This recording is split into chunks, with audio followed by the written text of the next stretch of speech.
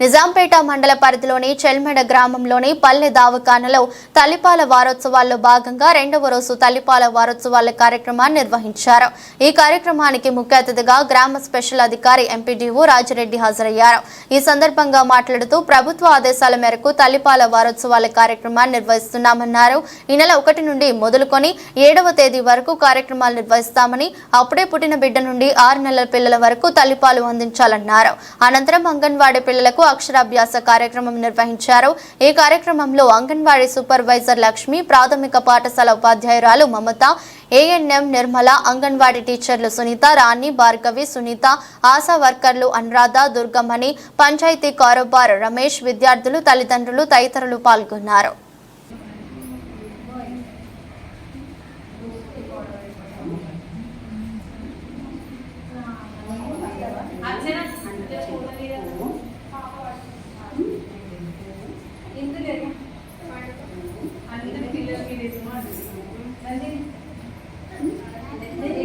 ఇప్పుడు తల్లిపాలు పట్టిన పిల్లలు ఎట్లా ఉంటారంటే ఏదైనా తొందరగా రికవరీ అవుతారు, అంటే తొందరగా తేరుకుంటారు అన్నమాట. ఇప్పుడు జ్వరం వచ్చింది అనుకోండి,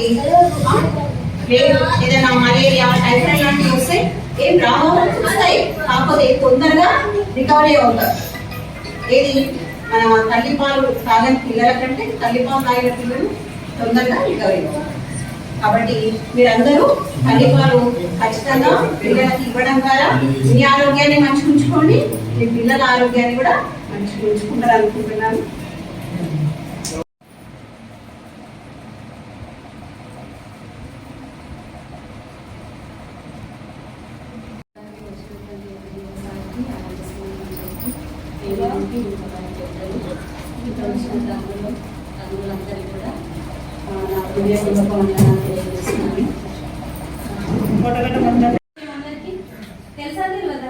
ఆట పాటలతోటి విద్య కూడా మన అంగన్వాడీ సెంటర్ లో జరుగుతుంది.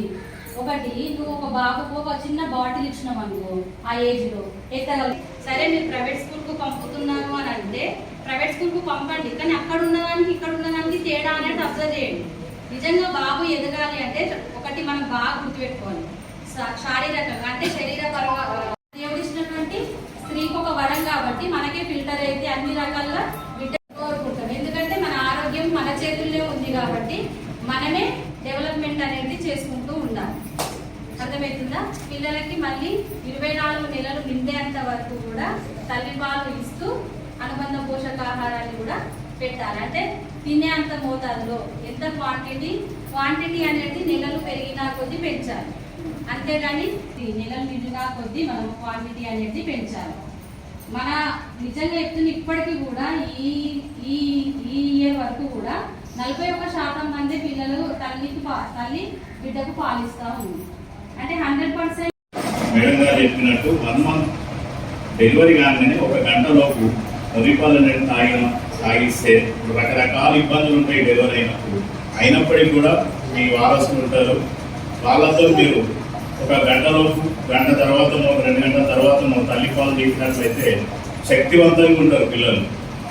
ఇప్పటిదాకా మేడం కూడా చెప్పినట్లు ఏంటంటే మనలో శక్తి అనేది ఉంటే పిల్లలు పాలు తాగిన వాళ్ళు వేరుంటారు, తల్లిపాలు తాగిన వాళ్ళు ఉంటారు, డబ్బపాలు తాగిన వివిధ రకాలుగా ఏదో అనారోగ్య స్థితిలో తాగిన వాళ్ళు ఉంటే మీకు 2 పిల్లలు ఉన్నారనుకోండి, ఒక బాబు నిరోధక శక్తి ఎంత జ్వరం వచ్చినా ఏది వచ్చినా తట్టుకోగలుగుతాడు, ఇంకొక అతను తట్టుకోలేడు.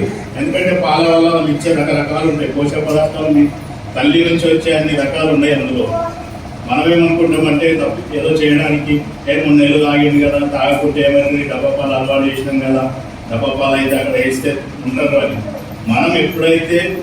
మీరు ఎప్పుడైతే డెలివరీ అయిందో అప్పటి నుండి మనకు వాళ్ళు రుణపడి ఉంటారు, మనం వాళ్ళకు రుణపడి ఉంటాం.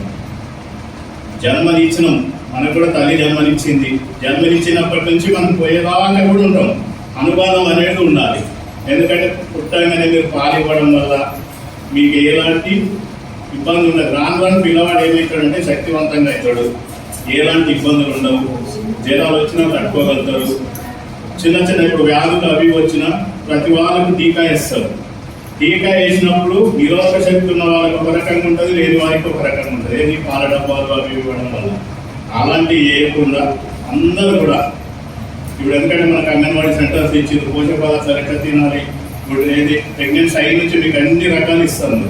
మేము కూడా సెంటర్లు తిరిగినప్పుడు అడుగుతున్నాం, గర్భవతులు ఎంతమంది ఉంటారు, బాలింతలు ఎంతమంది ఉంటారు.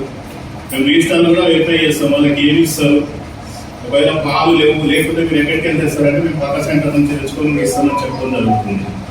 అలాంటప్పుడు ఏంటంటే గవర్నమెంట్ మనకు ఎవరు ఇబ్బంది పడవద్దు, ఆడపడుతూ ఇబ్బంది పడవద్దు అనే ఉద్దేశంతో పెట్టింది కాబట్టి దీన్ని అందరూ కూడా మీరు స్వీకరించుకుంటూ వీళ్ళు చెప్పినట్టు అంగన్వాడీ వాళ్ళు చెప్పినట్టు కూడా మీరు చేసుకున్నట్టయితే ఎలాంటి ఉండదు. ఇప్పుడు డెలివరీలు కూడా మనకు చాలా తగ్గినాయి. నార్మల్ డెలివరీసే చాలా మంది అవుతుంది ఇప్పుడు ఈ మధ్యలో.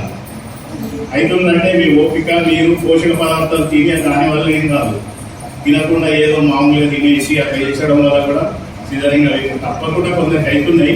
అలాంటివి కాకుండా అవుతుంది అని అంటే బాబు పెట్టినట్టే మనం కూడా పాలించినట్లయితే వాళ్ళు కూడా శక్తివంతులు అవుతారు. శక్తి ఉంటుంది, ఏదైనా జ్వరం కానీ అటువంటి వచ్చినా ఇబ్బంది ఉంటాయి. కాబట్టి మీరు అందరూ అలానే చేస్తారని, ఇంకా మీతోటి 10 మందికి ఇంకా మీరు చెప్పాలి ఇట్లా బాగుంటుంది అని చెప్పాలని కోరుతున్నాను.